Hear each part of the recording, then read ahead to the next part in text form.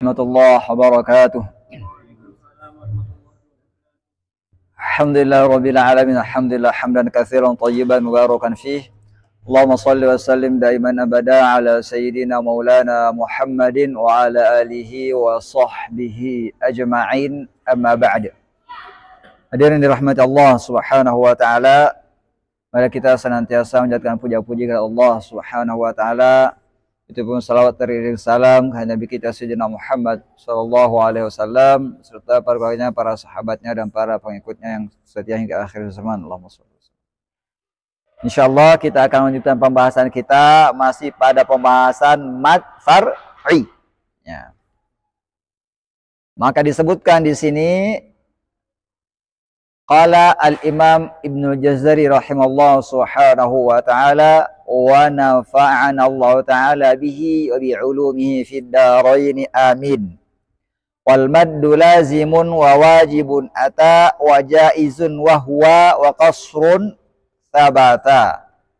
Dan mad far'i ini daripada mad lazim, mad wajib dan mad jaiz.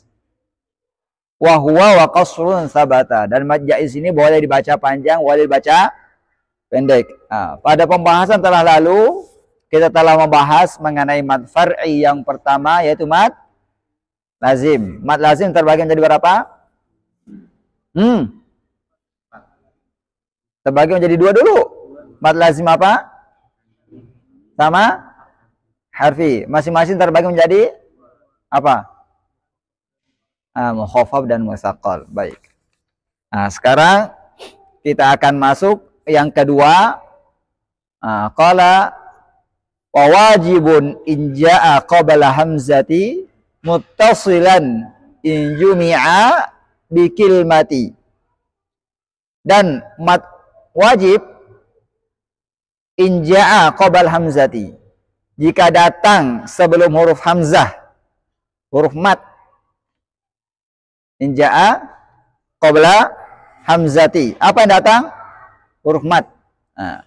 Muttasilan in jumi'a bi kilmati, yang keduanya huruf hamzah dan huruf mad ini tersambung dan terkumpul dalam satu kata. Maka pada bait ini jelaskan mengenai mad far'i yang kedua, yaitu mad wajib muttasil. Nah, pengertiannya apa? Huruf mad yang bertemu dengan hamzah pada satu kata. Contohnya ja'ah. Ja'ah. In ja'a qabla hamzati, apa yang datang sebelum hamzah? Huruf mad, ini dia. Sudah kelihatan? Hamzahnya mana? Ini. Ini kan satu kata. Ja artinya datang. Dia tergabung dalam satu kata. Baik. Sudah dipahami? Kemudian mad ini dibaca panjang berapa? 4 atau 5. Kecuali huruf hamzahnya terakhir seperti ini. Kalau berhenti boleh tambahkan 6. Berarti 4, 5, 6. 4, 5, dan 6. Karena dia berposisi sebagai arid juga.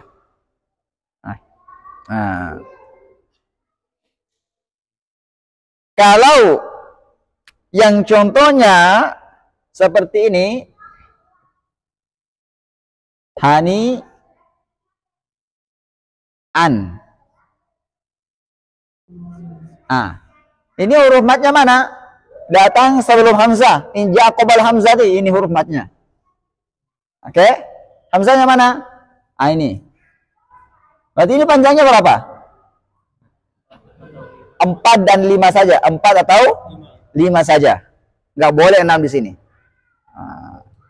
Karena hamzahnya bukan di terakhir seperti ini, dia di tengah. Maka kalau kita waqaf di sini 4, 5. Kita wasal 4 atau 5. Di sini kita wasal 4 atau 5. Kita waqaf 4 atau 5 atau 6. Baik. Jadi contohnya gimana? Nah, kemarin saya sampaikan bahwa cara menghitungnya tuh 1, 2, 3, 4 atau 1, 2, 3, 4. Nah, begitu cara menghitungnya ya. Berarti ja'a. Kalau kita nggak wakof ya, kalau wakof berarti ja. Nah, gitu. Contoh 5 sama hitungannya, 6 juga sama hitungannya. Nah, sekarang kita pindah ke berikutnya. Wajaizun idza ata munfasilan aw arada sukun waqfan musjala. Dan mad far'i berikutnya adalah mad jaiz. Idza ata munfasilan, jikalau hamzah dan madnya datang posisinya secara terpisah. Nah, kalau ini kan menyatu. Ya, ini satu kata, ini beda. Dua kata. Data munfasilan. Atau arabas sukunu waqfan musjala. Atau arabas sukunu arid sukun. Sukunnya datang karena waqaf. Musjala secara mutlak. Berarti di sini mad jaiz terbagi menjadi dua. Ada jaiz munfasil, ada jaiz yang dimaksudkan arid li sukun.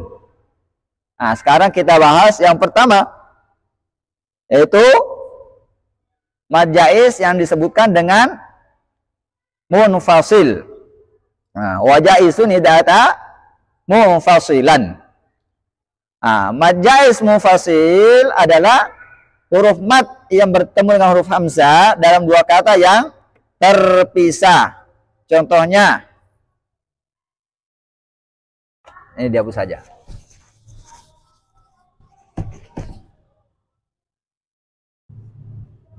Nggak usah ini.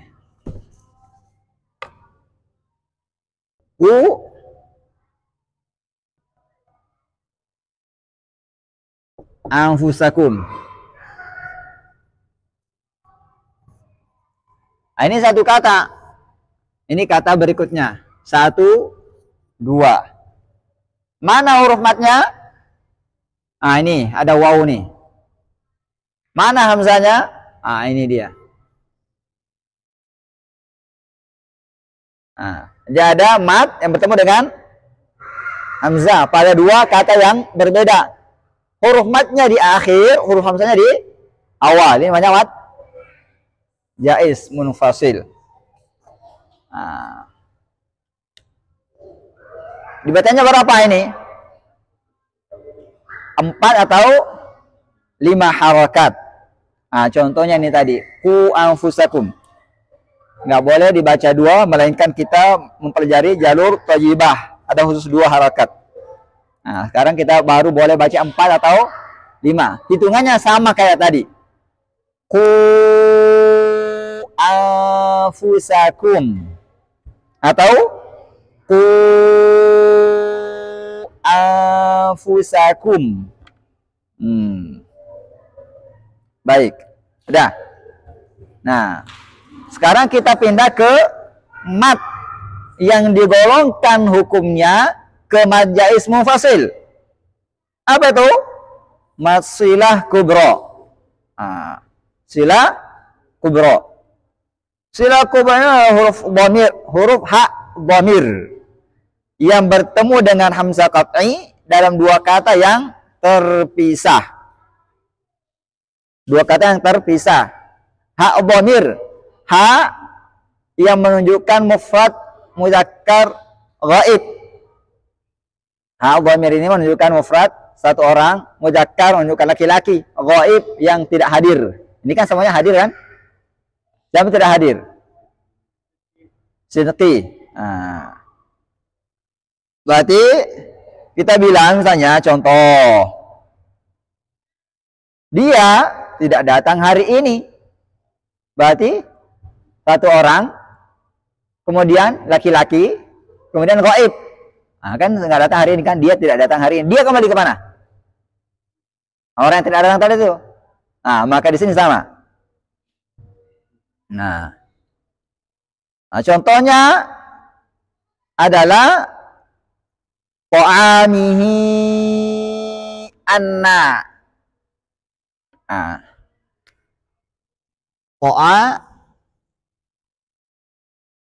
ta'amihi anna.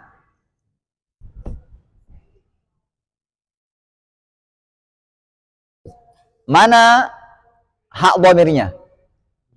Nah, ini bukan ini hak dhamirnya ini. Hah? Nah, hak dhamirnya itu. Ini menunjukkan satu orang laki-laki kemudian gaib ta'amihi. Dhamir yang menunjukkan satu orang mufrad gaib ta'amihi anna. Kemudian mana matnya? Matnya terjadi ketika bacaan disilah. Bacaan silah disambung. Disambung dengan apa? Ya sukun. Ini disilah, mat silah. Kenapa? Karena bacanya disambung dengan huruf setelahnya yang kondisi awalnya tidak tertulis, dilambangkan dengan ini. Ya kecil yang ekornya balik tuh. Nah, kalau Indonesia biasanya dilambangkan dengan alif kecil di bawah begini. Tapi yang paling sesuai adalah ya kecil begini, karena pasangan kasar adalah ya, bukan alif.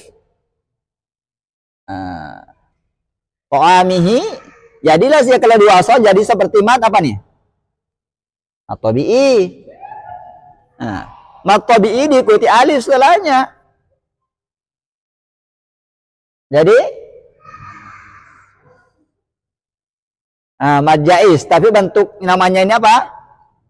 Sila kubro. Sila kubro. Hukumnya dihukumkan ke mad jaiz karena posisinya sama ketika bacaan diwasalkan. Ia seperti bentuknya dengan mad jaiz ketika bacaan diwasalkan. Tapi kalau kita wakaf di sini bacaannya beda. Ta'amih.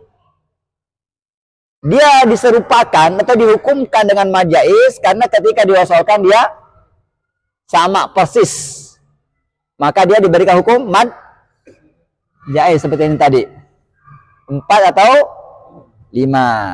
Dihukumkan bacaannya.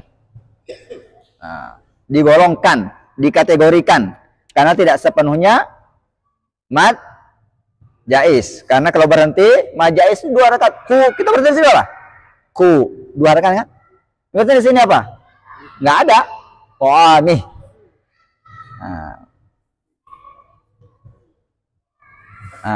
Baik. Jadi di sini disebutkan digolongkan ke mad jaiz sebab menyerupainya pada kondisi bacaan diwasalkan dan menyelisihinya pada saat bacaan diwakafkan.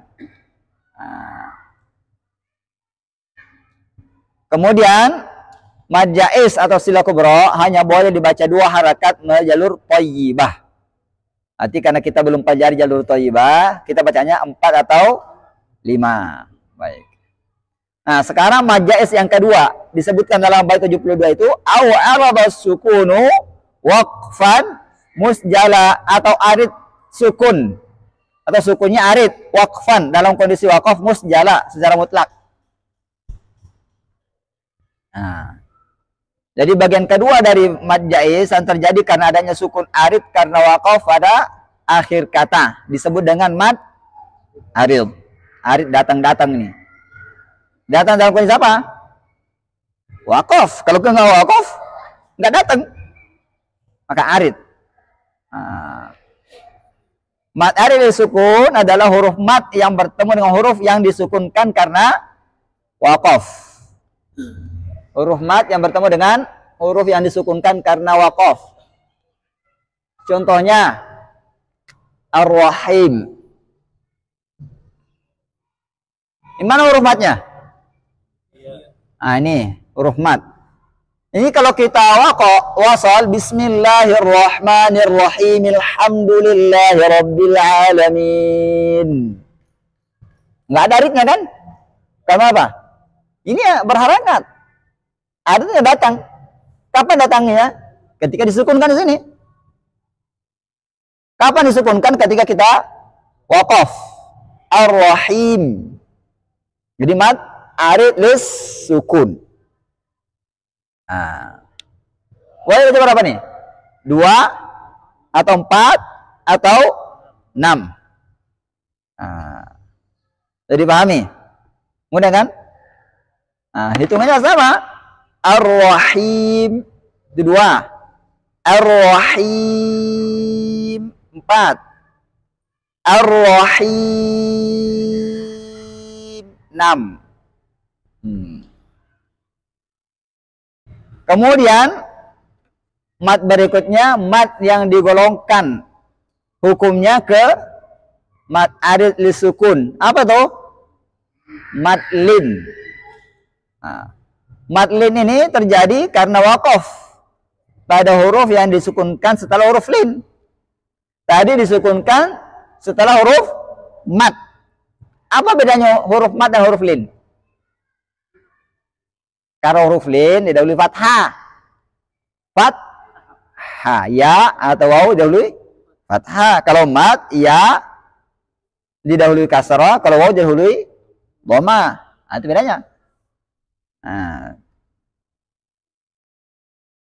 Jadi mat yang bertemu dengan huruf yang disukunkan karena waqaf. Setelah huruf apa nih? Setelah huruf lin ya. Nah. Yang sebelumnya berharokat fathah. Huruf lin itu sebelumnya pasti fathah.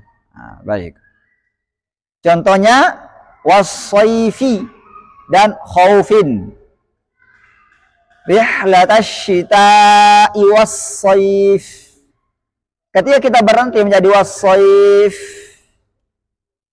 sukun yang datang di sini. Was-sayfi. Ini asalnya apa kan? Sukun yang datang setelah huruf lin. Mana hurufnya? Iya, sukun didahului fathah. Jadi dia lin. Mana sukunnya? Ini ketika kita waqaf. Jadi nggak bunyi was-sayfi lagi. Apa? Was-sayf. Nah, maka sukun yang datang di sini disebutkan sukun arid. Bukan sukun asli. Kapan datangnya? Ketika kita waqaf saja. Maka disebut sukunnya apa? Arid, datang-datang gitu. Nampak-nampak, timbul-timbul. Nah, namanya arid.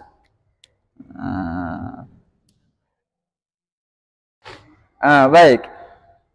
Jadi, karena hukumnya, bentuknya persis seperti ini, iya, hukumnya arid ketika kita waqaf, maka diserupakan atau digolongkan hukumnya ini ke hukumnya arid disukun. Jadi berapa nih? 2, 4, atau 6. Nah, berarti was-sayf. Was-sayf. Kalau 6, was-sayf. Nah, itu 6 tuh. Sudah dipahami? Hah? Nah, baik. Mat ini digolongkan ke mat arid sukun sebab menyerupainya pada saat bacaan diberhentikan atau diwakafkan saja. Baik, udah dipaham kan? Nah, sekarang kita pindah, masih ada waktunya ya. Masih beberapa menit lagi. Kaidah yang terkuat dari 2 sebab mat. Kalau ada 2 mat bertemu, mana yang dipakai? Imam Ibnul Jazari berkata dalam Matan Thayyibah. Ini yang kita pelajari sama, pengarangnya dia juga. Nah, kitabnya beda. Maka disebut apa? Wa aqwas sababaini yastaqil. Dan penyebab yang terkuat dari 2 penyebab mat itu berdiri sendiri atau digunakan. Oke. Ini lebih lanjut disebutkan, dijelaskan oleh siapa? Syekh Ibrahim Ali Syahatah As-Samannudi dalam kitabnya La'ali'il Bayan. Aqwal mududi lazimun. Mat yang terkuat adalah pertama mat lazim. Siapa lagi? Famat tasal. Kemudian mat wajib muttasil. Apa lagi? Fa'aribun, mat arid sukun. Siapa lagi? Fadun fi salin, mat jaiz munfasil. Kemudian fa badal mat badal. Jadi fa mat tasal tadi apa? Mat wajib muttasil. Kalau mat jaiz apa? Fadun fi salin. Kemudian wasababa maddin idza ma wujida, apabila dua mat penyebabnya bertemu, fa inna qawas sababain infarada, maka penyebab yang paling kuat itu berdiri sendiri atau digunakan. Sekarang kita ambil contohnya. Nomor 1, mat lazim dan mat badal bertemu. Mat lazim dan mat badal. Contohnya Aminah.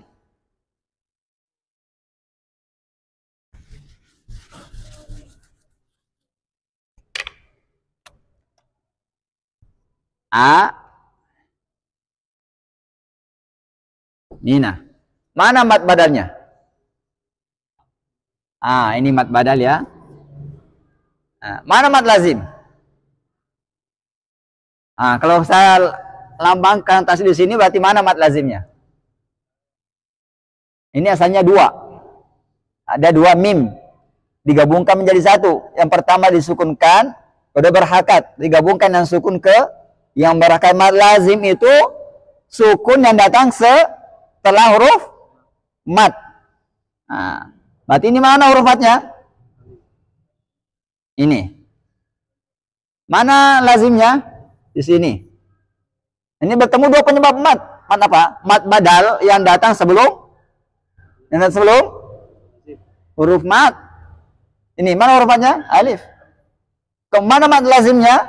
Huruf sukun yang datang setelah huruf mat. Mana huruf matnya? Alif. Jadi pahami? Jadi kata aminah di sini bertemu 2 mat. Penyebab mat. Penyebab badal sama penyebab lazim. Mana yang dipakai? Penyebab lazim. Karena dia penyebab yang hamzah yang terletak sebelum huruf mat merupakan penyebab mat badal. Hamzah yang terletak setelah huruf mat merupakan penyebab mat. Hamzah sukun yang terletak setelah huruf mat merupakan penyebab lazim. Penyebab pertama lemah, penyebab kedua kuat. Maka dipakai penyebab kedua yaitu lazim dan mengabaikan penyebab pertama. Maka nggak boleh dibaca lagi 2. Harus dibaca 6. Karena penyebab badal lemah. Gimana kita tahu? Dengan urutan yang tadi. Aqwal mududi lazimun. Maka dipakai siapa ini? Lazim, karena dia paling kuat. Maka abaikan bacaan 2. Bacanya langsung 6. Jadi paham? Baik. Berikutnya adalah mat wajib bertemu dengan mat badal. Mat wajib bertemu dengan mat badal. Contohnya apa? Ri'a'ah. Ri'a'ah. Mana mat badalnya? Hamzah yang terletak sebelum huruf mat. Ini huruf matnya alif. Mana mat wajibnya? Hamzah yang terletak setelah huruf mat. Maka di sini bertemu 2 penyebab mat, penyebab badal sama penyebab wajib. Tapi karena badal lemah dan wajib kuat, maka di sini tidak boleh baca 2. Harus baca 4 atau 5. Kalau waqaf 4 atau 5 atau 6. Jadi pahami? Di mana dipahami ini mat badal lemah? Disebutkan di sini urutannya. Wal aqwal mudlazimun fa mat tasal fa adidun fa dun fusalin fa badal. Urutan mat badal kelima. Urutan wajib keberapa? Kedua, lazimun fa mat tasal. Baik. Kemudian yang ketiga, mat jaiz mufasil berkumpul dengan penyebab apa? Mat badal lagi. Apa contohnya? Ro'a aidiyahum.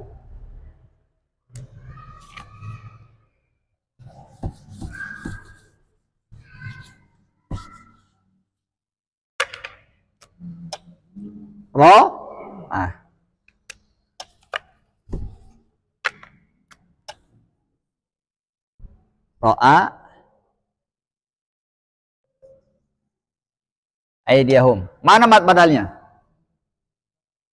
Ah, ini hamzah yang terletak sebelum huruf mat. Ini alif. Mana mat jaiz munfasil? Hamzah yang terletak setelah huruf mat. Iya kan? Setelah huruf alif. Ah, ini dia. Dalam kata yang berbeda. Ah. Maka di sini penyebab ini lemah. Penyebab ini kuat. Maka ketika kita membaca dengan bacaan berapa tadi kita baca majaiznya?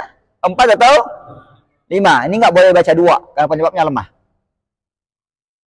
Hanya 4 atau 5. Karena majaiz ini urutan kuatnya urutan ke-4. Disebutkan tadi lazimun famat tasal fa'aribun fadun fisalin fabadal. Lazim, mat apa lagi? Wajib, mat arid, mat jaiz, munfasil, dan mat badal.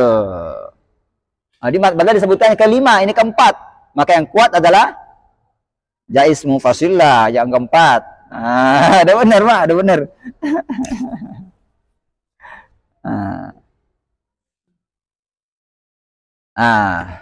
Jadi paham kan?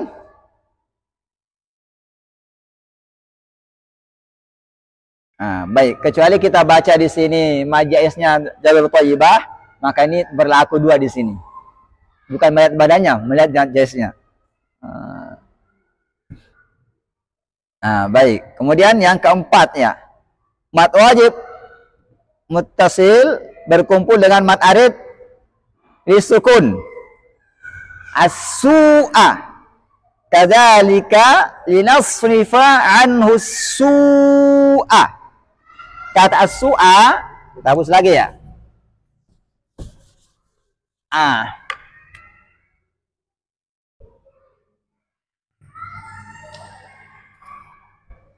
Su'a. Baik.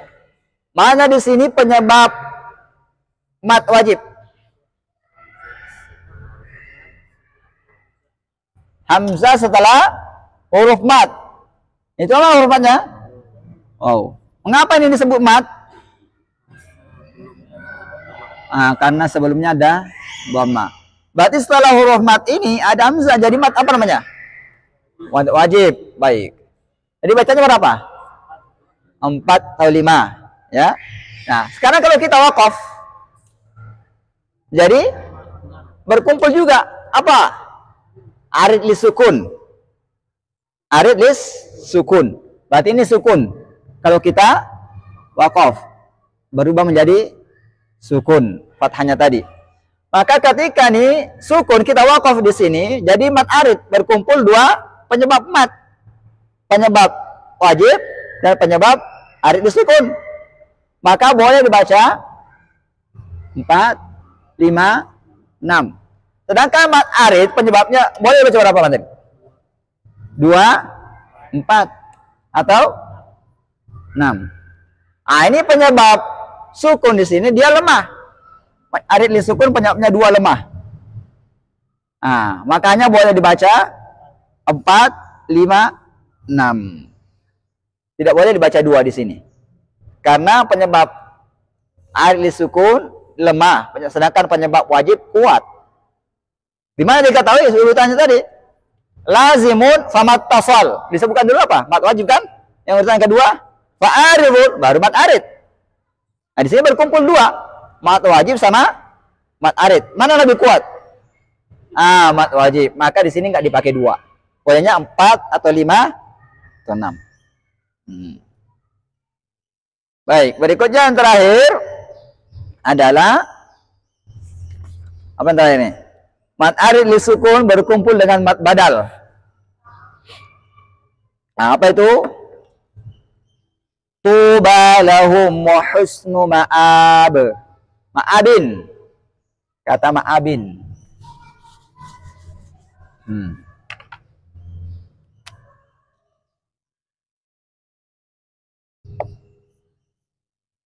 Mana mat badalnya?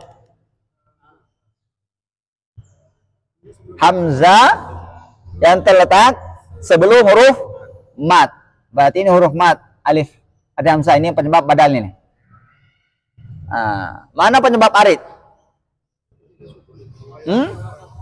Ini disukunkan ketika waqaf. Jadi penyebab mat arid lis sukun.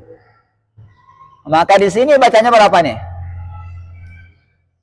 2, 4, tahu? Asalnya mat badal baru berapa?